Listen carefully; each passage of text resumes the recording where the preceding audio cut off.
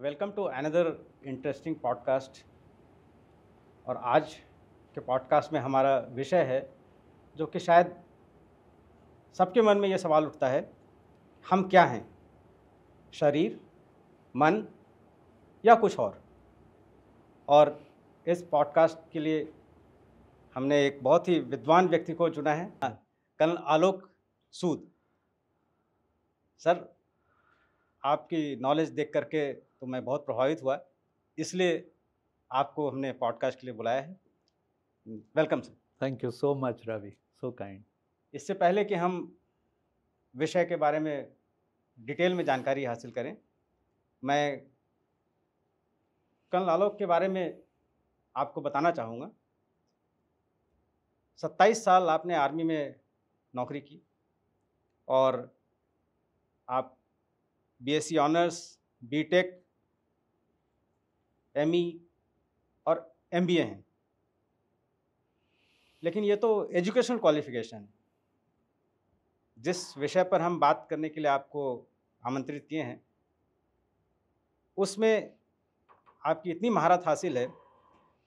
आप वैसे तो बहुत सारी क्वालिफिकेशन आपके पास में है, लेकिन मैं कुछ पढ़ना चाहूँगा उसमें से। First international DC master trainer आप हैं, life relationship and business coach हैं, मोटिवेशनल स्पीकर और मैनेजमेंट कंसल्टेंट हैं, एम्पावरिंग लीडरशिप एंड फायरवॉक इंस्ट्रक्टर हैं। इसके अलावा intuitive and predictive sciences practitioner हैं, स्पिरिचुअल थेरेपिस्ट हैं, राइटर हैं और ऑथर हैं। आपने 4 किताबें लिखी हैं और उनमें से जो लेटेस्ट या चौथी किताब है वो ये है सोल्स स्पिरिचुअल ट्रैवल्स। बहुत ही गूढ़ विषय पर आपने जो है बड़े आसानी से इन चीज़ों को एक्सप्लेन किया है और इसको पढ़ के मैं इतना प्रभावित हुआ कि मुझे लगा कि आपसे तो बात मुझे करनी ही पड़ेगी। आप आधा दर्जन देशों में अपने व्याख्यान दे चुके हैं और आपके जो पब्लिकेशंस हैं या आर्टिकल्स हैं वो कई इंटरनेशनल मैगजीन्स में छप चुके हैं और उनको लेकर के आपने एक बुक भी पब्लिश की है जी। तो आलोक सर, इस विषय के बारे में मैं जानने की जब कोशिश किया तो मैंने आपकी किताब पढ़ी और आपने अपनी किताब में जो सोल्स स्पिरिचुअल ट्रैवल्स में एक जगह शेक्सपियर को कोट किया है। उसमें आपने बताया है कि thoughts make it the man. I fully agree with that. So कहने का मतलब है कि माइंड हमको रूल करता है ना? ऐसा सबका मानना है। अब मैं वो मानता हूँ या नहीं वो मैं अभी आपके सामने खोल कर नहीं रखूँगा, बट ऐसा मैं समझता हूँ कि लोग ऐसा मानते हैं। ओके। सो अगर माइंड हमको रूल नहीं करता है तो फिर ये जो दुनिया में इतनी सारी चीज़ें होती हैं, ठीक है, मुझे तो नहीं लगता है कि बहुत सारे लोग अपने दिमाग का इस्तेमाल करते हैं और अपने माइंड से चलते हैं। True, very true.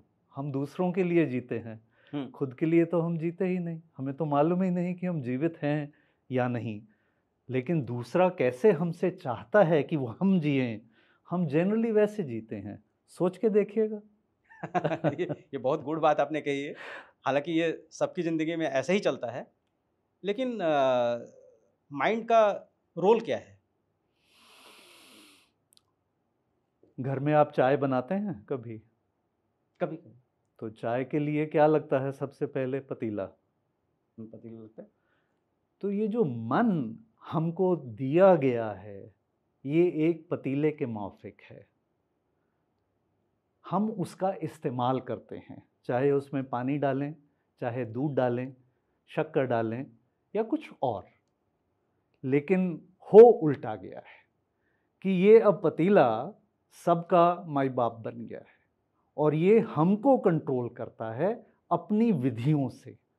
जो भी इसके पास है और वो हम धीरे धीरे जब आज बात करेंगे तो हम देखेंगे कि विलियम शेक्सपियर ने जब कहा थॉट्स मेक द मैन, क्या आपको मालूम है कि हमारी जो ऊर्जा है वो क्या है? हम इंसानों में ऊर्जा हमारी सोच में है।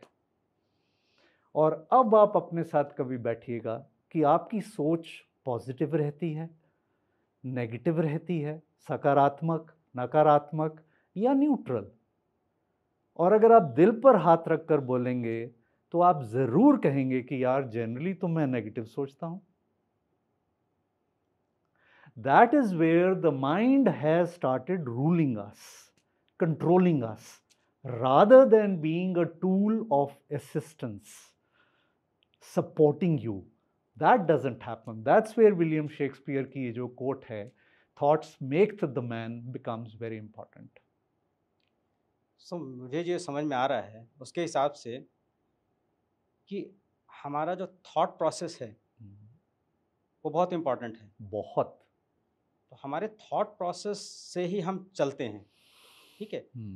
अगर हमारे थॉट प्रोसेस को हाईजैक कर लिया, जो कि दुनिया में सरेआम दिखता है, आइडियोलॉजी के हिसाब से थॉट प्रोसेस आपका हाईजैक हो जाता है।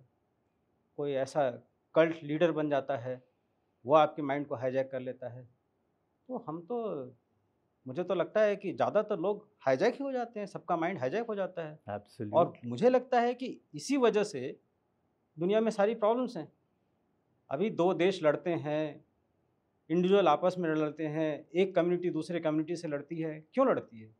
मुझे तो लगता है कि ये सारे जो माइंड हैं वो इन लोगों से कंट्रोल्ड हैं और ये लोग आम आदमी को लड़वाते हैं। इसीलिए मुझे लगता है कि इसीलिए इतनी सारी अशांति है। इसीलिए मैंने कहा रवि कि हम खुद के लिए नहीं जीते, हम दूसरों के लिए जीते हैं। दूसरे की आपसे क्या एक्सपेक्टेशन है आप वो करते हैं, और आपको ये भी नहीं मालूम कि आपका सबकॉन्शियस माइंड क्या है या अनकॉन्शियस माइंड क्या है। कॉन्शियस की तो छोड़िए, आप तो ना कॉन्शियस में रहते हैं। क्या आप इस वक्त 100% मेरे साथ हैं, यहाँ हैं, या आपका कोई हिस्सा कहीं और है, वो कुछ और सोच रहा है? और अगर वो कुछ और सोच रहा है इसका मतलब कि उसका कोई कारण होगा कि वो वैसा क्यों सोच रहा है। लेकिन इतनी डेप्थ में इंसान जाने से घबराता है। आज वो स्थिति है कि इंसान अपने मन से खुद ही घबराता है।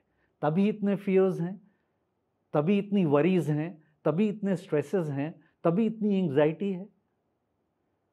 क्या हम प्रेजेंट में रहते हैं या हम पास्ट में हैं या फ्यूचर में हैं? बिल्कुल सही बात है। प्रेजेंट में रहना अपने आप में एक बहुत बड़ी कला है। एब्सोल्युटली। फिर हम बोलते हैं हम मेडिटेटिव हैं, हम मेडिटेशन करते हैं, हम स्पिरिचुअल हो गए हैं। जब लफ्ज़ों का बयां या उसकी डिटेलिंग नहीं मालूम है तो फैशन करने का कोई फ़ायदा नहीं है। Absolutely. Then in public don't say I M spiritual. सो वहाँ आकर हमारा क्वेश्चन मार्क हो जाता है कि मन सोचता कैसे है, या मन आपको कैसे सोचने पर मजबूर करता है। That is what we have to understand as humans. तो कहने का मतलब है कि जो हमारा माइंड है उसको हमको ट्रेन करना है। Yes. अपने हिसाब से ट्रेन करना है ताकि वो दूसरों के बहकावे में या दूसरों के इन्फ्लुएंस में नहीं आए। मैं एक शब्द और यूज करूंगा, आपने ट्रेन का शब्द यूज किया, मैं टेमिंग का शब्द भी यूज करूंगा।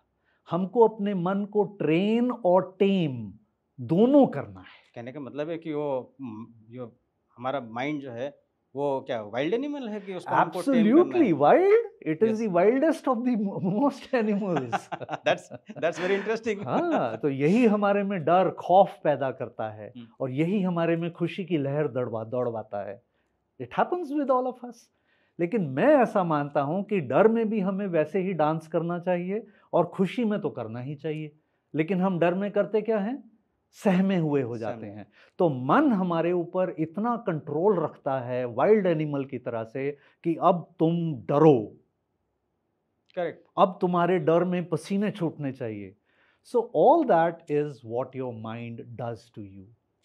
मैं वही देख रहा था। मैं काफ़ी बुक्स पढ़ता हूँ, रिलीजियस बुक्स पढ़ता हूँ, और मैं ज़्यादातर और बहुत से लीडर्स को सुनता हूँ, स्पिरिचुअल लीडर्स को सुनता हूँ, मुझे ऐसा लगता है कि दुनिया में आधी से ज़्यादा आबादी को तो जो है लोग डरा करके रखते हैं। वो किसी न किसी डर, भगवान का डर, पाप का डर, नर्क और स्वर्ग का डर, एक लालच है और एक डर है।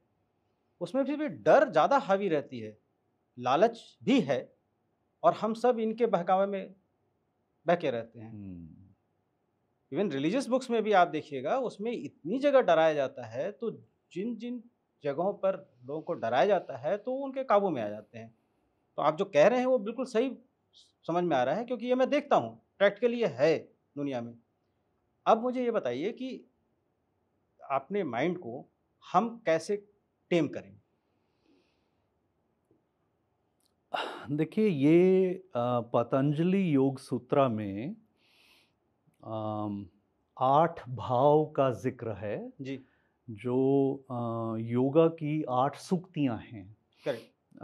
यम, नियम, आसना, प्राणायाम, प्रत्याहार, ये पहली फिजिकल साइड्स हैं। प्रत्याहार इंडिपेंडेंट है, और उसके बाद मन स्वरूपी हमारी 3 हिस्से आते हैं: धारणा, ध्यान और समाधि। अगर किसी भी इंडिविजुअल को अपने मन पर काबू पाना है, तो सबसे पहले जो स्टेप हम लेते हैं वो ये है कि हमारे मन में जो जो हो रहा है, हमें उसका 100% नॉलेज होना चाहिए। हमें उसका ध्यान में होना चाहिए कि ये मैं यूं इस तरह से कर रहा हूं। फॉर एग्जाम्पल, क्या आपने कभी अपनी श्वास को एंजॉय किया है? Hardly anybody would have done that, because सब लोग को लगता है भाई सांस तो आ रही है, जा रही है, उसको क्या देखना है। क्या आपने कभी इत्मीनान से बैठकर पानी को एंजॉय किया है जब आप उसको पीते हैं? ज़्यादातर तो हड़बड़ी में पीते हैं लोग। Same goes for your food. क्या आपने पूरे 100% होशो हवास में खाने को खाया है? कभी कभार कोई अच्छी डिश हो, उसको तो स्वाद लेके खा लिया, लेकिन तो रेगुलर वे में नहीं हुआ। तो इस मन ने हम लोगों को ऑटोमेटिक मशीन बना दिया है। सही बात है। इनफैक्ट आपने अपनी बुक में जी मेडिटेशन वाले चैप्टर में बहुत डिटेल में दिया हुआ है, तरह तरह के मेडिटेशन और उनके विधियाँ, और इतने अच्छे से एक्सप्लेन किया है आपने, डायग्राम बना करके और हर तरह से। और वो मेडिटेशन एक थॉट प्रोसेस, एक फिलॉसफी से पर सीमित नहीं है आपका, ये मैं देखा, और वो मुझे बहुत ही अच्छा लगा। और हम उसके बारे में ही आपसे थोड़ा डिटेल में जानना चाहेंगे। पूरी बुक के तो हिसाब से हम नहीं चल सकेंगे, इतना समय नहीं होगा, लेकिन आप उसको संक्षेप में बताइएगा। रवि, होता क्या है कि जब हम मेडिटेशन की बात करते हैं तो ये सिर्फ एक फोकस एक्सटर्नल नहीं है, ये एक वो फोकस है जो इंटरनल फोकस है। हाँ, आप कुछ बात कहे थे आउट से इन। हाँ, आउटवर्ड टू इनवर्ड। हम अपनी फिजिकल बॉडी को तो जानते हैं, सही बात, अमूमन रोज़ उसको साफ सफा भी करते हैं। कुछ बार कुछ टाइम बाहर जाते हैं, पेडिक्योर करवा लिया, मैनिक्योर करवा लिया, बाल काले पीले नीले करवा लिए। तो हम क्या हैं, हम अपनी फिजिकल स्थूल ग्रॉस बॉडी में फंस गए, स्थूल काया में फंसे हैं। हमारी काया कैसी है हमारी। लेकिन क्या आपको मालूम है कि जब आपके हाथ चलते हैं, या जिस तरह से आपके पाँव चलते हैं, या जिस तरह से आपके दिल की धड़कन भी चलती है, वो सब कौन कंट्रोल करता है? वो करता है आपके मन, और मन में उत्पत्ति जो आपके सोच की विचार है। तो जैसे मैंने शुरू किया कि मन को कैसे टेम करना है, हमें सबसे पहले कुछ नियम, कुछ डिटेलिंग में जाना पड़ेगा, जहां पर हम प्रेजेंट में रहना सीखें। अब में, पास्ट आउट, फ्यूचर आउट। मैं बड़ा सिंपल तरीके से आपसे पूछता हूं, क्या जो कल हुआ या 1 घंटा पहले हुआ, क्या मैं उसमें कुछ और ऐड या डिलीट कर सकता हूँ? कभी नहीं। क्या मुझे मालूम है कि मुझे अगले 5 मिनट में मेरे साथ क्या होने वाला है? विश्वास होगा, फेथ होगा, बिलीफ होगा, I am all right, but I do not know. Guess हो सकता है बस। चलो ड्रीम्स होंगी, लोगों के स्वप्न होते हैं, फाइन, लेकिन जो हमको मालूम है वो ये है कि मैं और आप इस वक्त इस मुद्दे पर बात कर रहे हैं, पीरियड। लेकिन हम रहते कैसे हैं आमतौर पर? पहले क्या हुआ था, आगे क्या हुआ, सबकी फिक्र लगी हुई है। और उसके ऊपर फिर नोट्स भी बनाते हैं कि कल मुझे ये कर। मैं ये नहीं कहता कि आप नियम मत डालें अपने ज़िंदगी में, ज़रूर डालें, लेकिन आज और इस मोमेंट को स्पॉइल ना करें because of thinking of the past and thinking about the future. तो मेडिटेटिव टेक्निक्स जो हैं वो इसी तरफ हमको लेके चलती हैं कि हमें अभी इस मोमेंट को कैसे जीना है, और वही हमारा स्टार्ट पॉइंट है मेडिटेशन का। Beautifully explain sir.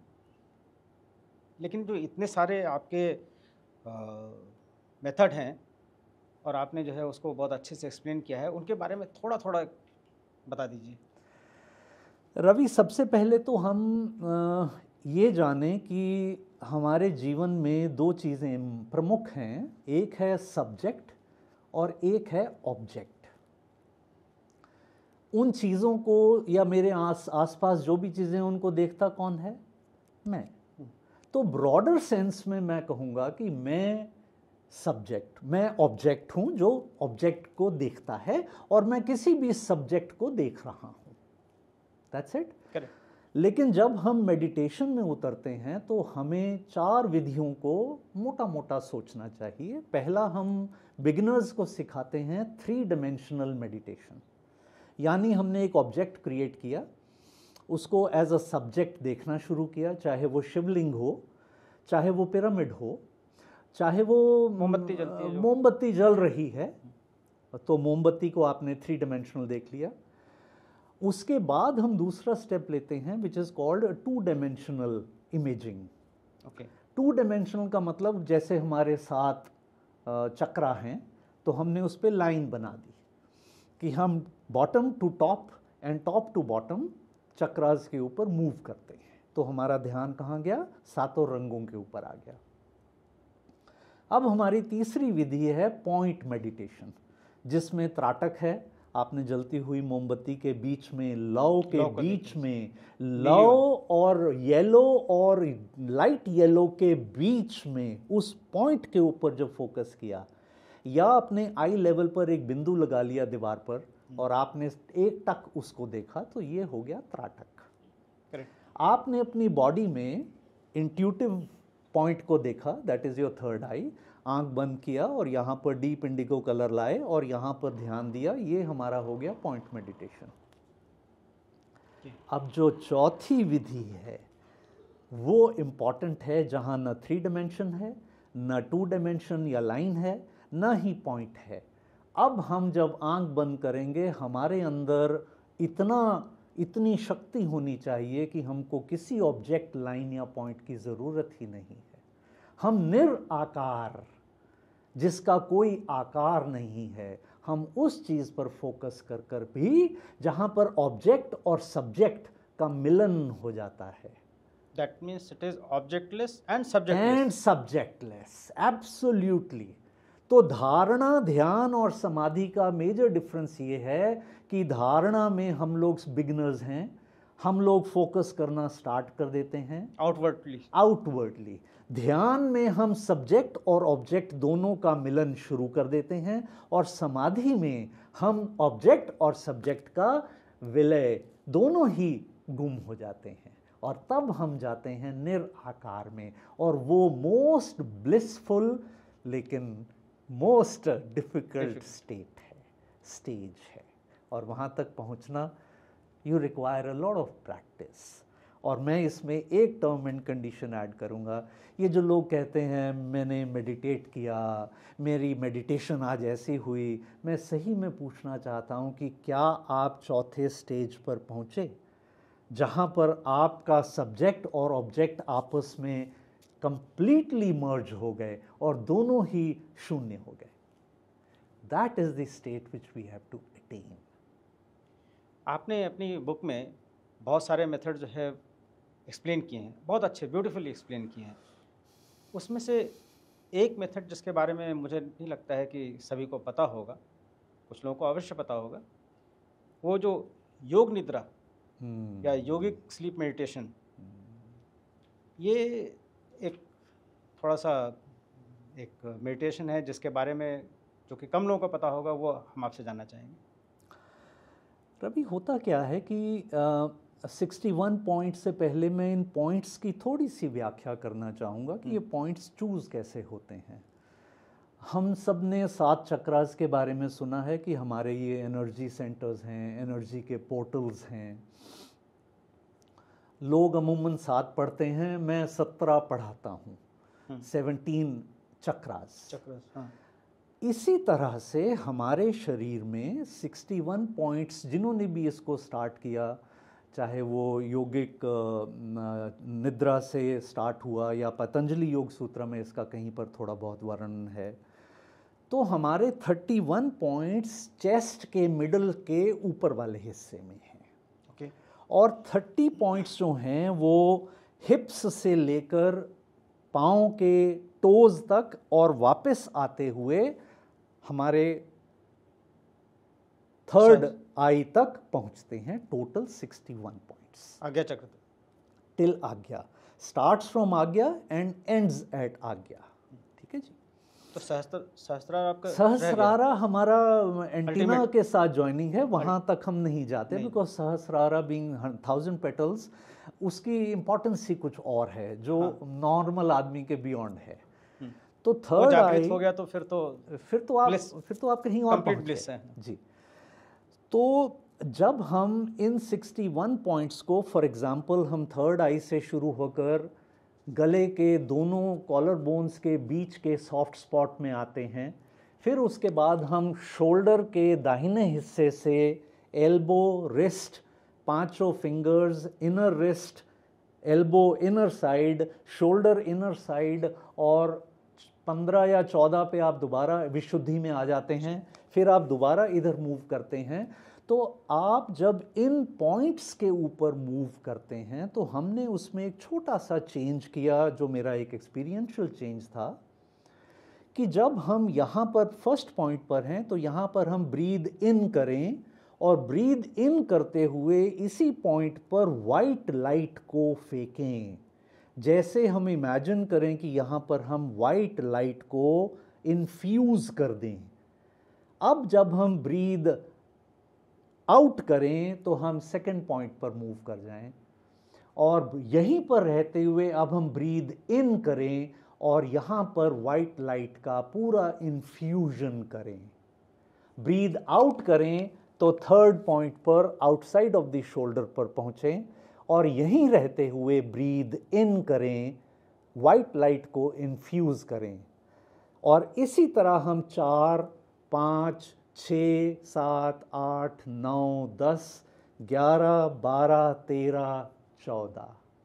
ओके।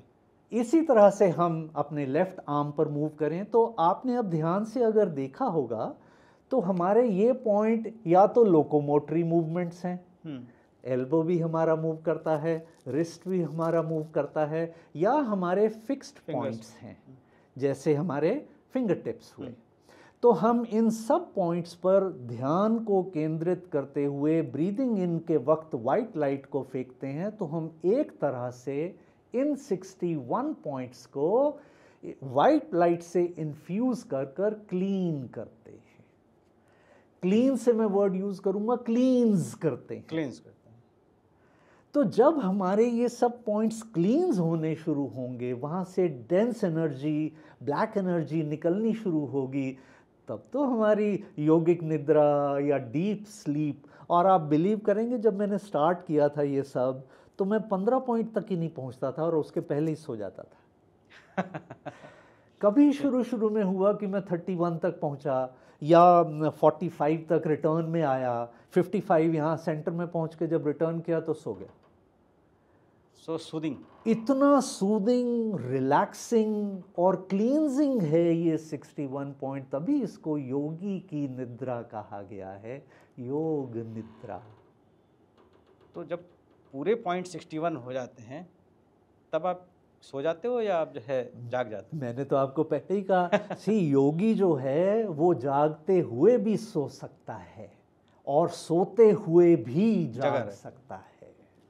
और मेडिटेशन, बाय द वे, कई लोग कहते हैं हमें नींद बड़ी अच्छी आती है मेडिटेशन के बाद। मेडिटेशन में आप एक्चुअली इतने जिज्ञासु और इतने अलर्ट होते हैं कि आप मान नहीं सकते कि आप मेडिटेशन में लगता है कि आप सो रहे होते हैं, लेकिन आप ऐसे जागृत होते हैं, अंदर से अलर्ट होते हैं। That is where the energy comes out of people, you know. आप किसी को देखते हैं और आप कहते हैं oh look at this guy, इसकी कितना खिला खिला सा स्वरूप है। तो वो हमारी एक ऑरा होता आभा, जिसको आभा, हाँ, that is our Abha and aura which is important. तो ये हमारी, लेकिन आती कहाँ से है? हमारी सोच से। आप चित्त शुद्धि की बातें करते हैं, आप अपनी शुद्धि करते हैं कभी एक्सेप्ट नहाने के सिवा? या नाखून कटवा लिए, या पेडिक्योर करवा लिया, बॉडी क्लींजिंग करवा लिया, मसाजिंग करवा लिया, व्हाट अबाउट योर माइंड? उसमें तो कचरा भरा रहता है। तो वहां तो आए ना फिर हमारे पास, फिर हम डिस्कशन में पढ़े कि किस तरह से हमको अपनी चित्त शुद्धि करनी है, किस तरह से हमने अपनी थॉट्स को शुद्धि कर। That is the objective of meditation, योग निद्रा। लेकिन लोग कहते हैं कि मेडिटेशन कर लिया तो मैं स्पिरिचुअल हो गया। मेडिटेशन तो एक राह है स्पिरिचुअलिटी की, एक रास्ता है, पहला स्टेप है। अभी हम आएंगे सर, स्पिरिचुअलिटी के ऊपर भी आएंगे सर, क्योंकि अभी चूंकि मेडिटेशन की बात थी, माइंड की बात थी, तो हमने मेडिटेशन की बात जी, की। जी, और आपने के जितने जो भी मेथड्स आपने इसमें बुक में मेंशन किए हैं, उनको पढ़ने के बाद तो ये समझ में आता है कि ये सभी राह, ये सभी तरीके आपको एक ही तरफ ले जा रहे हैं। ठीक है, जो मेडिटेशन का अभी ऑब्जेक्टिव आपने बताया, तो ये सब अलग अलग तरीके हैं, अलग अलग राह हैं, अलग अलग प्रोसेस हैं। तो हमको किसी में, इसमें एक में अटक नहीं जाना चाहिए। अगर आप बोलते हैं कि योग निद्रा बहुत अच्छी है, मैं कहता हूँ कि वो जो जैन बुद्धिज़्म का ध्यान लगाना है वो अच्छा है, कोई कहता है वो अद्वैत वाला जो अच्छा है। तो इसी तरह से जितने भी हैं, जो जिस फील्ड में या जिस लाइन में या जिस प्रोसेस में एक्सपर्ट हो गया है और उसको जो है वो सही मानता है और उससे वहीं पे उसी गोल को अचीव कर रहा है, तो हमारी आपस में कोई डिफरेंसेस या लड़ाई ये कुछ है ही नहीं, होना भी नहीं चाहिए। जहाँ पहुँचना है वो पता है सबको, रास्ते अलग अलग हैं। So am I right sir? Absolutely, absolutely. हर रास्ता लेकर आपको जाता है एक ही जगह, लेकिन उसके लिए क्या आप वहाँ पहुँचना चाहते हैं? हाँ, पहले तो ये चीज़ आपको क्लियर होना चाहिए, अंदर से इच्छा इतनी तीव्र होनी चाहिए कि वहाँ तक आप पहुँच पाएं, और वो आपको अपने आप को जवाब देना है, मैं वहाँ क्यों पहुँचना चाहता हूँ। करेक्ट, लक्ष्य। तो लक्ष्य जब तक आपको क्लियर नहीं है, तब तक आप वहाँ पहुँच नहीं सकते।